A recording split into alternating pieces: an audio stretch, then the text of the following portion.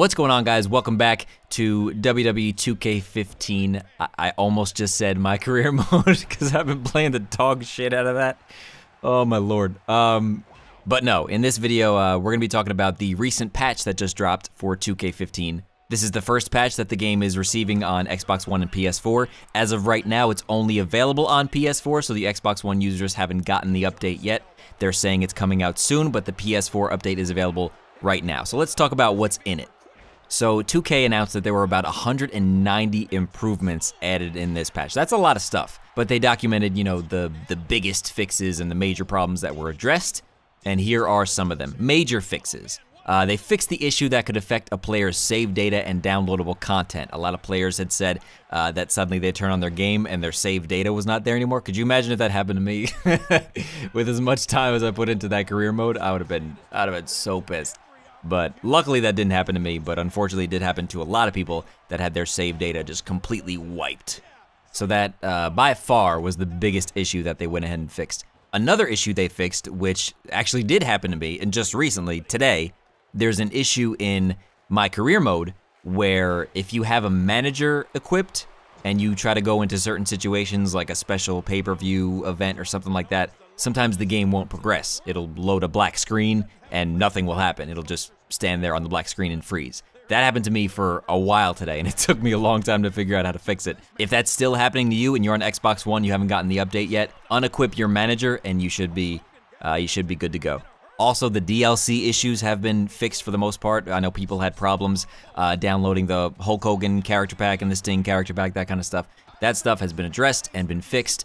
Now, there were also a handful of gameplay fixes, and unfortunately, the reversal timing system is not on this list, but that's okay. Hopefully, that'll come sometime in the future. But real quick, I'll read down through the list of the gameplay fixes that were addressed.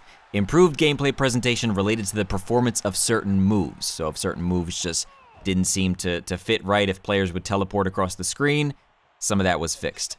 Improved AI behavior in tag team and Royal Rumble matches. Thank God, because the tag team AI frustrates the shit out of me. Springboard attacks against grounded opponents who are reacting or recovering will now animate more naturally. So, you know, if your opponent is recovering and you go for a springboard attack, which I do quite often, now that animation should look a little bit better. Players are now able to use tag team finishers properly with a custom created tag team. Comebacks should now be easier to perform. I didn't know there was an issue performing them to begin with. Clarified numerous message prompts to offer more useful information to the player. Addressed inconsistencies in text presentation in WWE Universe mode. Addressed scrolling issues for selecting Divas in the Superstar selection screen. And addressed a menu flow issue in community creations. Some of this stuff people might not even notice, but it's good to have these issues covered so that they don't become problems in the future. The Creation Suite. They addressed several issues related to downloadable content presentation and intercompatibility, whatever the hell that means, and they addressed a number of display issues when editing in WWE Creations.